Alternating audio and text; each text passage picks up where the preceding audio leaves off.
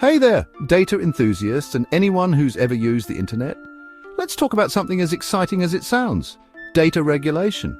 I know, it doesn't exactly scream Netflix and chill, but trust me, this is important stuff. We're diving deep into the European Union's grand plan to create a single unified data market. Think of it like the European Union said, we have all this data just sitting around, might as well make it work for us. This is where the Data Governance Act and the Data Act come in, two major pieces of legislation aiming to unlock the power of data for innovation and economic growth. They're like the dynamic duo of data regulation, fighting for a brighter, more data-driven future. But what does this actually mean for you, dear citizen? Besides potentially drier bedtime reading, well, imagine a world where your doctor has access to a vast pool of medical data, leading to faster diagnoses and personalized treatments, or picture businesses, big and small, using data to develop groundbreaking products and services. That's the potential we're talking about, folks. First up, let's break down the Data Governance Act. This piece of legislation is all about setting the ground rules for data sharing, making sure it happens securely and responsibly. Imagine it as the wise old sage of data regulation, laying down the law in a calm, soothing voice. The DGA focuses on making public sector data more accessible. This means that information collected by governments, from traffic patterns to air quality data, could be available for businesses and researchers to develop innovative solutions. It's like finally putting all those tax euros to good use. But it's not just about governments sharing their data. The DGA also encourages data altruism, a fancy term for organizations and individuals voluntarily sharing data for the greater good. Think of it as donating your data to science, just like you would donate blood, but hopefully less ouchy. This could be anything from sharing environmental data to track pollution levels, to sharing health data to accelerate medical research.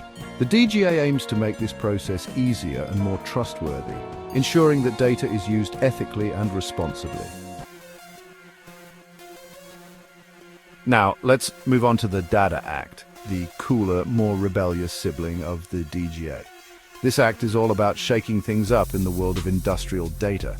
We're talking about the massive amounts of information generated by machines, sensors, and all sorts of connected devices. Right now, a lot of this valuable data is locked away in corporate vaults, guarded by firewalls and IT guys named Steve. The Data Act aims to change that by giving businesses and consumers more control over their data and making it easier to access and share. Imagine a world where farmers can access data from their tractors to optimize crop yields, or where manufacturers can share data from their machines to improve efficiency and reduce waste. That's the kind of data-driven revolution the Data Act is aiming for. Of course, there are legitimate concerns about data privacy and security, and the Data Act addresses these head-on. It sets clear rules on who can access data and how it can be used, ensuring that personal information is protected. Section 4, a powerful duo, DGA and Data Act working hand in hand. So we've got the DGA setting the stage for responsible data sharing and the Data Act shaking things up in the industrial data world. But how do these two acts work together? It's like a buddy cop movie, but instead of explosions and car chases, we have data governance and economic growth. The DGA lays the foundation for a trustworthy data ecosystem, ensuring that data is shared securely and ethically. It's like building a solid, reliable data highway. The Data Act then comes in and puts the pedal to the metal, unleashing the power of industrial data to drive innovation and economic growth. Together, these acts create a comprehensive framework for a thriving data economy in Europe. They encourage businesses to embrace data-driven innovation, researchers to access valuable data for groundbreaking discoveries, and governments to use data more effectively for the benefit of their citizens.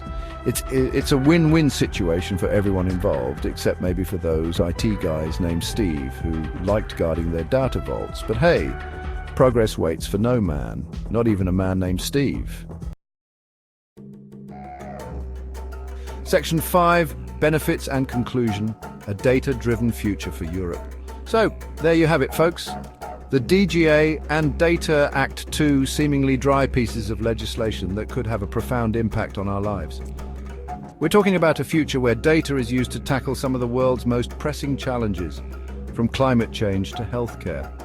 Of course, no system is perfect and there will always be challenges to overcome, But the EU's commitment to creating a secure and thriving data economy is a step in the right direction. So the next time you hear the words Data Governance Act or Data Act, don't just switch off. Remember, this isn't just about bits and bytes. It's about building a better future for everyone. And who knows, maybe one day data regulation will be as exciting as a Netflix binge watch. Okay, probably not, but a talk show host can dream, can't he?